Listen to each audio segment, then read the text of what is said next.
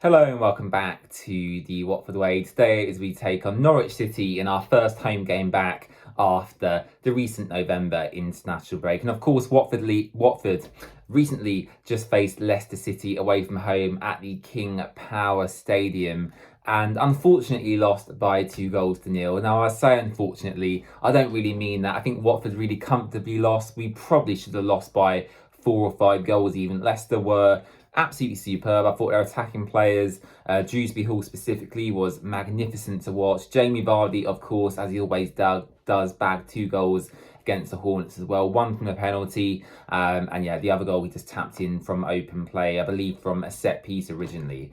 But yeah, it was unfortunate to lose the game. Did I expect to beat Leicester? No. Did I expect to pick up any result whatsoever? Not really. Was it positive that prior to that we'd gone on a 6-game unbeaten run? Absolutely. And I think that's what we need to take into this Norwich City game. Now, Norwich City are in a very similar position to Watford. They are above us in the table, but only via 2 points.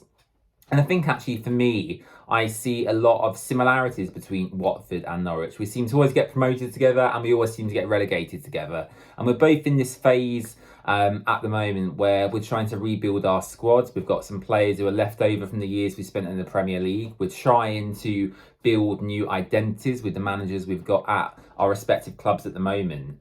And I actually think Watford are probably doing a better job of that than Norwich City at the moment. I think their fans aren't very happy at all, especially with the results prior to the international break. I think they went 4 or 5 games in a row losing, which was really poor from them. This game for me is a bit of a boring one because I don't think either side is necessarily going to fight for promotion or even the playoffs this season. But I think what this game will show is where both teams are at in relation to each other. I think Watford has some very talented players. Norwich certainly have them as well.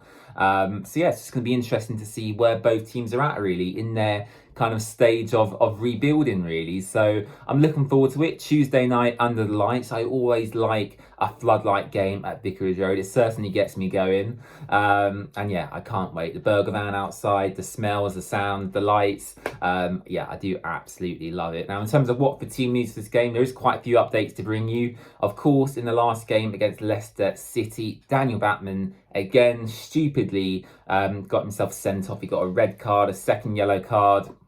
The second yellow was for dissent, so I believe he picked up the initial yellow card for giving away a penalty after he took down Jamie Vardy, and then when he went up to the referee, he picked up a second yellow card for dissent. And I just want to quickly speak about Daniel Batman and his time at the club so far and the fact he is the captain, because for me personally, I think we're in a situation now where it's not working. I don't personally think it's working, having the goalkeeper as the captain. I don't think that works anyway at any club. But specifically in this scenario, I do think Daniel Batman, being as old as he is, I think he's about 29 years old. He should be a lot calmer and a lot more cool-headed than he is. He's very hot-headed. He gets very angry very quickly when decisions don't go his way. And I think as a captain, firstly, as a captain, you should lead in your performances, which I think he does sometimes, but not every time. And I also think you have to show leadership by your personality and the way you conduct yourself. And I don't think he's been doing that this season or in prior seasons either as well. So it's an interesting one, Daniel Batman, for me. Should he stay Watford captain? I don't think Valérien Ismaël is going to change his mind, at least not until the end of the season anyway. But there's been a lot of discussion on social media about his captaincy whether it should be given to someone else, such as maybe a Wesley Hood or a Jake Livermore. We'll have to wait and see what happens, but I don't think Valérien Ismaël is going to change his mind at this current moment in time.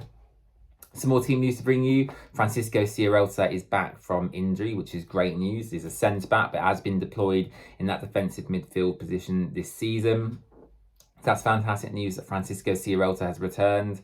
And Jeremy Ngakia, unfortunately, has been ruled out for, I believe, a couple of months, actually, with another injury for him, which is very unfortunate.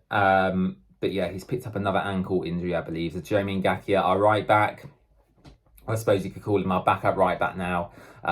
He's out for 2 months, which gives Ryan Andrews the opportunity to cement his place. Obviously, Ryan Andrews has signed his new contract until 2028 very recently. So I think for me, it's a prime time really for Ryan Andrews to cement his place in that back position, and basically do as well as he can. Really, he's going to fight for his place at the club. But also, if he continues to develop and grow at Watford, I think Ryan Andrews could go on to even better things than he's doing at Watford at the moment. So all power to him. Hopefully, he has a good season. And yeah, for Jeremy Ngakia, hopefully he gets better very, very soon. In terms of my score prediction for this game, it's going to be a very, very tight one. We're in similar positions in the table. We're in similar positions in terms of the rebuilding of each club, as I just mentioned earlier. I think this is going to be a really tight game. Although I'm sure in the majority of Norwich games I've watched when they face Watford, I don't think from memory I've ever seen a 0-0 draw. So I do think there'll be goals in this. I'm going to go 1-1. I'm going to go with Yassir Espria to get the goal. I think Yassir Espria will start in this game as well.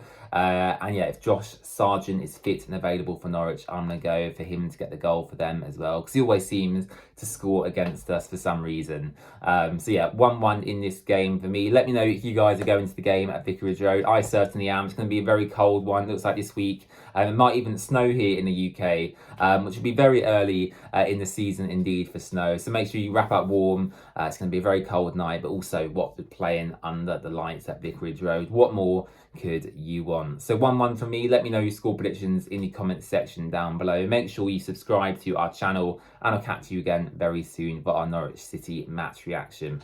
Bye bye.